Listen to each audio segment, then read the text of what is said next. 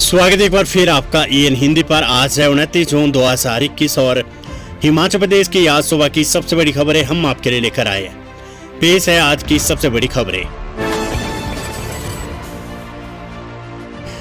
हिमाचल में NH5 के रास्ते अब चीन शासित तिब्बत पहुंचना हुआ आसान।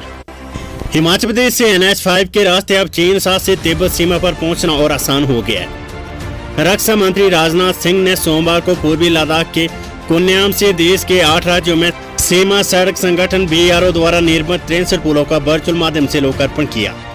इनमें से सामरिक महत्व के 3 पुल हिमाचल प्रदेश में है। सामरिक महत्व के ये तीनों पुल पोबारी और पूह के बीच बनाए गए हैं। लोकार्पण पर संबोधित करते हुए राजनाथ सिंह ने देश के सीमावर्ती क्षेत्रों को सड़क सुविधा से जोड़ने में सीमा सड़क संगठन BRO की भूमिका की सराहना की है।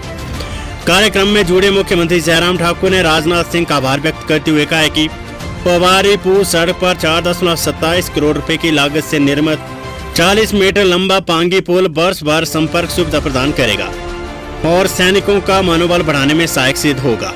केरन खड्ड पर 5 करोड़ 55 लाख रुपए की लागत से पुल का निर्माण किया गया है। ये पुल संपर्क सुविधा सुनिश्चित करने के साथ साथ सैनिकों के लिए विभिन्न सामग्री की निर्बाध आपूर्ति करने में महत्वपूर्ण भूमिका निभाएगा। पुल क्षेत्र में कृषि गतिविधियों को बढ़ावा देने के साथ सामाजिक व आर्थिक विकास में भी सहायक सिद्ध होगा। Weather update. हिमाचल में 2 दिन मौसम साफ, 1 जुलाई से बारिश के आसार। हिमाचल प्रदेश में मंगलवार और बुधवार को मौसम साफ रहेगा। 1 जुलाई से प्रदेश में मानसून के सक्रिय होने पर बारिश होने के आसार है। 2 से 4 जुलाई तक प्रदेश के अधिकांश क्षेत्रों में झमाझम बारिश होने का पूर्वानुमान है। 2 जुलाई को मैदानी जिलों ऊना, बिलासपुर, हमीरपुर, कांगड़ा और मध्य पर्वतीय जिलों शिमला, सोलन, सिरमौर, मंडी, कुल्लू और चंबा में अंधड़ और बिजली गरजने का येलो अलर्ट जारी हुआ है। सोमवार को राजधानी शिमला सहित प्रदेश के सभी क्षेत्रों में मौसम साफ रहा। धूप खिलने से सोमवार को प्रदेश के अधिकांश तापमान में 2 से 3 डिग्री की बढ़ोतरी दर्ज हुई है। ऊना में अधिकतम तापमान 39.4 डिग्री सेल्सियस रिकॉर्ड किया गया है। बड़ी खबर। पहली बार अटल टनल रोहतांग से दिल्ली लेह के लिए दौड़ेगी बस। देश के सबसे लंबे और ऊंचाई वाले दिल्ली लेह रूट पर 1 जुलाई से HRT की बस सेवा शुरू होगी। केलांग डिपो की बस में सैलानियों को दिल्ली से लेह तक सफर करने के लिए 1548 रुपए किराया देना होगा। अटल टनल रोहतांग खोलने के बाद दिल्ली से लेह की दूरी अब 44 किलोमीटर कम होकर 1026 किलोमीटर रह गई है। पहले ये 1072 किलोमीटर थी। कोरोना के चलते ये रूट करीब 1.5 साल तक बंद रहा। देश में अनलॉक की प्रक्रिया शुरू होने के बाद ले जाने वाले सैलानियों की संख्या में एकदम इजाफा हुआ है। पुलिस रिकॉर्ड के मुताबिक मनाली से लेह की तरफ रोजाना औसतन 2500 वाहन जा रहे हैं। ऐसे में HRTC केलांग डिपो ने 1 जुलाई से दिल्ली लेह के बीच बस सेवा शुरू करने का निर्णय लिया है। बिना RT-PCR टेस्ट के सैलानियों को लद्दाख में एंट्री नहीं मिलेगी। लद्दाख प्रशासन ने अभी तक RT-PCR टेस्ट की शर्त नहीं हटाई है। मिड टर्म परीक्षाओं को ऑनलाइन लेगा CU, शेड्यूल जारी। हिमाचल प्रदेश केंद्रीय विद्यालय मिड टर्म परीक्षाओं को ऑनलाइन ही लेगा। इसके लिए CU के विभिन्न विभागों ने परीक्षाओं का शेड्यूल भी जारी कर दिया है। कोविड के बीच प्रशासन ने इन परीक्षाओं को ऑफलाइन करने से मना कर दिया है। प्रदेश केंद्रीय विद्यालय विभिन्न विभागों के परीक्षार्थियों की ऑनलाइन मोड में मिड टर्म परीक्षाएं लेगा। CU प्रशासन की माने तो परीक्षार्थियों की ऑनलाइन परीक्षाएं करवाने के लिए उन्हें यूनिवर्सिटी स्तर पर प्रश्न पत्र मुहैया करवाया जाएगा। छात्रों को A4 साइज की फोटो पर प्रश्नों के उत्तर लिखने होंगे और उनको स्कैन कर एक ही PDF बनाकर CU प्रशासन को ईमेल के माध्यम से उपलब्ध करवानी होगी। परीक्षार्थियों को प्रश्न पत्र ईमेल के माध्यम से परीक्षा से 5 मिनट पहले मुहैया करवाए जाएंगे। परीक्षार्थियों को ईमेल के माध्यम से आंसर शीट की PDF भेजनी होगी। इसके अलावा आंसर शीट की कॉपी को भी परीक्षार्थियों को संभाल कर रखना होगा ताकि भविष्य में कभी भी जरूरत पड़ने पर इसे मंगवाया जा सके। विद्यालय मिड टर्म की परीक्षाएं ऑनलाइन मोड में करवाएगा। इन परीक्षाओं को ऑनलाइन करवाने के लिए संबंधित विभागाध्यक्षों ने हामी भरी है। कई विभागों के परीक्षार्थियों को डेट शीट मुहैया करवा दी गई है। डॉक्टर रोशन लाल शर्मा, कुलपति, सेंट्रल यूनिवर्सिटी, हिमाचल प्रदेश। सबसे बड़ी खबर। हिमाचल से दिल्ली भेजे 76 सैंपलों में मिला डेल्टा वेरिएंट। हिमाचल प्रदेश में जीनोम सीक्वेंसिंग जांच के लिए दिल्ली भेजे गए सैंपलों की रिपोर्ट आनी शुरू हो गई है। प्रदेश से भेजे गए 76 सैंपलों में डेल्टा वेरिएंट मिला है। इसके अलावा 109 सैंपलों में UK स्ट्रेन की पुष्टि हुई है। हिमाचल से दिल्ली स्थित national centre for diseases control lab में भेजे गए 1113 सैंपल में से आधे से ज्यादा सैंपलों की रिपोर्ट आ गई है। स्वास्थ्य विभाग का दावा है कि अभी तक हिमाचल के किसी भी सैंपल में डेल्टा प्लस वेरिएंट नहीं मिला है और सैंपलों में कप स्ट्रेन भी पाया गया है। राज्य में भी भारी देश के स्ट्रेन प्रवेश कर चुके हैं। ऐसे में स्वास्थ्य विभाग की चिंताएं बढ़ गई है, क्योंकि पड़ोसी राज्य पंजाब में 2 डेल्टा प्लस वेरिएंट के मामले सामने आए हैं। ऐसे में हिमाचल में भी इसकी संभावनाएं बढ़ गई है, कहीं पंजाब से ये वेरिएंट यहाँ न पहुँचाए। हिमाचल प्रदेश में सैलानियों के पहुँचने का सिलसिला जारी है। पंजाब, हरियाणा, यूपी, दिल्ली, चंडीगढ़ समेत गुजरात और महाराष्ट्र से सैलानी यहाँ घूमने आ रहे हैं। ऐसे में जाने अनजाने में डेल्टा प्लस वेरिएंट के हिमाचल पहुंचने से भी नकारा नहीं जा सकता है। खबर हिमाचल प्रदेश यूनिवर्सिटी से विश्वविद्यालय ने परीक्षाओं के लिए जारी किया शेड्यूल। स्नातक द्वितीय वर्ष की परीक्षाएं 15 जुलाई से। हिमाचल प्रदेश विश्वविद्यालय 1 जुलाई से स्नातक डिग्री कोर्स के अंतिम वर्ष की परीक्षाएं शुरू करने के साथ ही 15 जुलाई से द्वितीय वर्ष की परीक्षाएं भी शुरू करेगा। 15 जुलाई से BA, BSc, BCom द्वितीय वर्ष की परीक्षाएं शुरू करेगा। इन परीक्षाओं का संभावित परीक्षा शेड्यूल जारी कर दिया गया है। परीक्षा शेड्यूल को लेकर किसी भी तरह की आपत्तियों को दर्ज कराने के लिए 3 जुलाई तक का समय दिया गया है। परीक्षार्थी और शिक्षक और कॉलेज प्रशासन परीक्षा तिथि को लेकर किसी भी तरह की आपत्ति दर्ज कर पाएंगे। 5 जुलाई को विश्वविद्यालय परीक्षा का फाइनल शेड्यूल जारी कर देगा। विश्वविद्यालय के परीक्षा नियंत्रक डॉक्टर JS नेगी ने बताया कि UG द्वितीय वर्ष की परीक्षाओं का संभावित शेड्यूल विश्वविद्यालय की वेबसाइट पर उपलब्ध करवाया गया है। उन्होंने कहा कि ये परीक्षाएं अगस्त माह तक चलेगी, जिसके लिए पूरे प्रदेश भर में 156 से अधिक परीक्षा केंद्र स्थापित किए जाएंगे। जुलाई के अंत में भी पहले वर्ष की परीक्षाएं करवाने की भी विश्वविद्यालय तैयारी कर रहे हैं। परीक्षा फॉर्म भरने की 8 जुलाई तक बढ़ाई थी। विश्वविद्यालय ने जुलाई माह अंत तक शुरू होने वाली स्नातक डिग्री कोर्स के दूसरे, चौथे और छठे सेमेस्टर की रेगुलर और रीअपेयर परीक्षा, UG में डिग्री पूरा करने को दिए गए विशेष मौके के तहत आने वाले छात्रों के परीक्षा फॉर्म भरने की अंतिम तिथि को बढ़ा दिया है। छात्र अब 8 जुलाई तक परीक्षा फॉर्म भर पाएंगे। इसमें BA, BSc, BCom, BSc honours course की होने वाली परीक्षा में अपेयर होने वाले छात्र परीक्षा फॉर्म भर सकेंगे। BTech का संशोधित परीक्षा शेड्यूल जारी। हिमाचल प्रदेश विश्वविद्यालय ने BTech डिग्री कोर्स की जुलाई माह में होने वाली परीक्षाओं के शेड्यूल में आंशिक बदलाव किया है। संशोधित परीक्षा शेड्यूल विश्वविद्यालय की वेबसाइट पर छात्रों की जानकारी को उपलब्ध करवाया गया है। विश्वविद्यालय के परीक्षा नियंत्रक डॉक्टर JS नेगी ने कहा है कि BTech के 5वें और 7वें सेमेस्टर की परीक्षा में कुछ बदलाव किया गया है। छात्र इसे देख और डाउनलोड कर सकते हैं।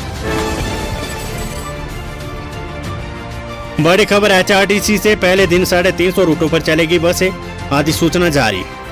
बसों में चढ़ने से पहले सवारियों की थर्मल स्क्रीनिंग की जाएगी।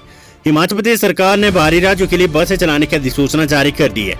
प्रदेश से बाहरी राज्यों के 708 रूटों पर बसें चलती है। 1 जुलाई से परिवहन सेवाएं शुरू होनी है। पहले दिन 350 रूटों पर परिवहन सेवाएं शुरू होगी। अधिसूचना के मुताबिक सभी बसें 50% ऑक्यूपेंसी पर चलेगी।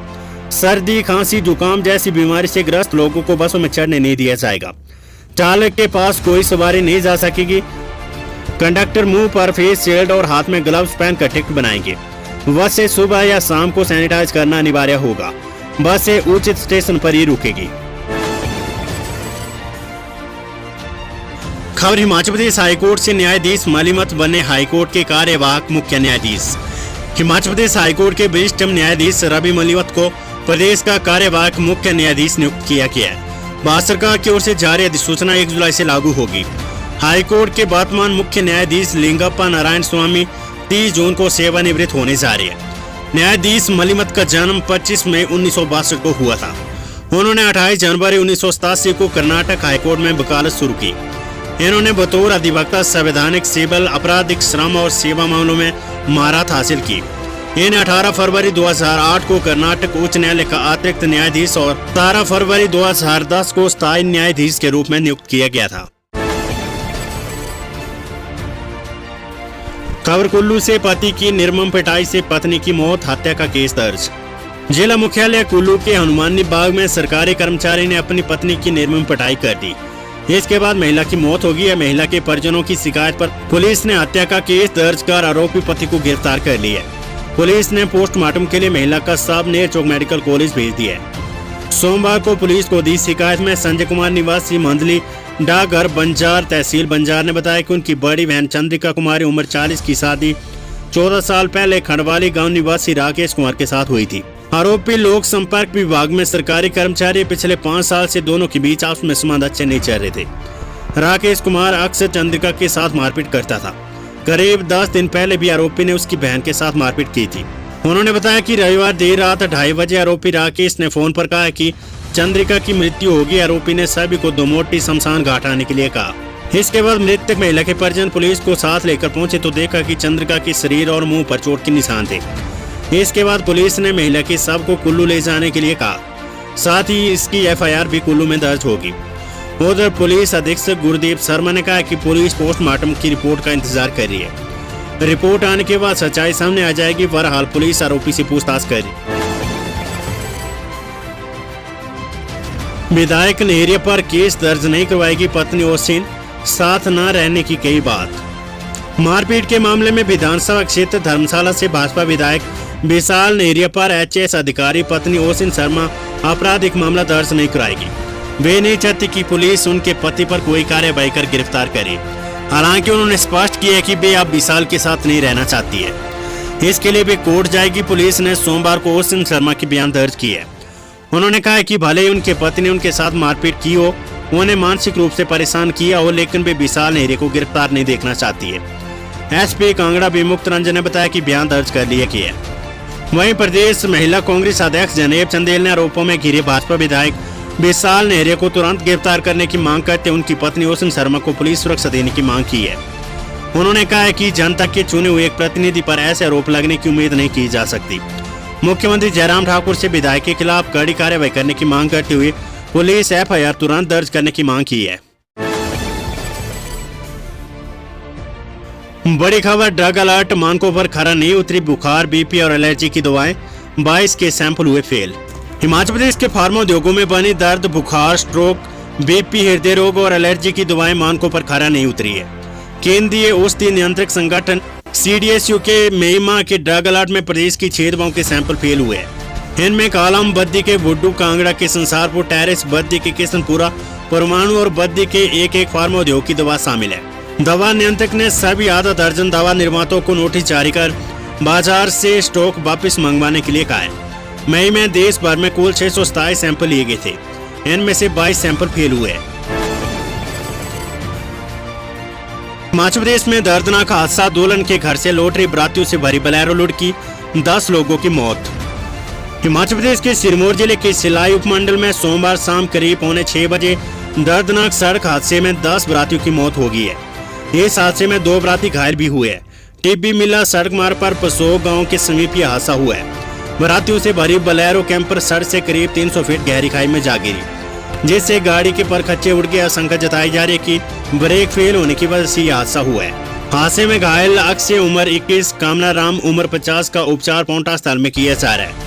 बताया जा रहा है कि सिल्ला पंचायत के चढ़ेऊ गांव से बारात बकरास के गांव बटियोंडी में दुल्हन लेने पहुंची थी। जब ये बारात लौट रही थी तो बोलेरो कैंपर HP 8741 पसोग के चोमनल खाला के समीप खाई में गिर गई। हादसे का पता चलते पूरा इलाका चीख पुकार से गूंज उठा। स्थानीय ग्रामीणों ने पुलिस के साथ मिलकर खाई से सबको बाहर निकाला है। महंगाई के खिलाफ मकपा ने शिमला में किया विरोध प्रदर्शन। वामपंथी पार्टियों के आह्वान पर मकपा ने सोमवार को राजधानी शिमला के कैथू स्थित पेट्रोल पंप के बाहर महंगाई के खिलाफ प्रदर्शन किया। इस दौरान जनता को जागरूक करने के लिए भी पर्चे वितरित किए गए। पार्टी ने ऐलान किया कि महंगाई के मुद्दे पर 30 जून को प्रदेश व्यापी प्रदर्शन होंगे। सोमवार को शिमला में हुए प्रदर्शन में माकपा के राज्य सचिव डॉक्टर ओमकार साध सहित विजेंद्र मेहरा, बाबूराम, चंद्रकांत वर्मा, रमन थाटा, नील ठाकुर, किशोरी धटवालिया, विनोद बिस्मट्टा सहित कई अन्य लोग मौजूद रहे। पार्टी राज्य सचिव डॉक्टर ओमकार साध ने कहा कि देश में महंगाई आसमान छू रही है। कोरोना काल में एक रिपोर्ट के अनुसार स्थानों जनता के आय के साधन कम हुए हैं। ऐसे में सरकार को सभी व्यक्तियों को 10 किलो मुफ्त राशन प्रतिमाह देना चाहिए। डिपो में सस्ते राशन की सुविधा मिलनी चाहिए। इस समय आयकर मुक्त व्यक्ति को 7500 रुपए मासिक आर्थिक मदद सुनिश्चित करनी चाहिए थी, लेकिन सरकार ने कोरोना काल में उपजी भारी बेरोजगारी और गरीबी में जनता पर भारी महंगाई थोप दी है। मई से लेकर अब तक 22 बार पेट्रोल की कीमतों में वृद्धि हो चुकी है। केंद्र और प्रदेश सरकार की नीतियों के कारण महंगाई चरम पर पहुंच चुकी है। पिछले महीने की अपेक्षा इस महीने डिपो में आटा की मात्रा 14 किलो से घटाकर 11 किलो प्रति कार्ड कर दी गई है। उन्होंने रसोई गैस पर सब्सिडी बढ़ाने की मांग की है।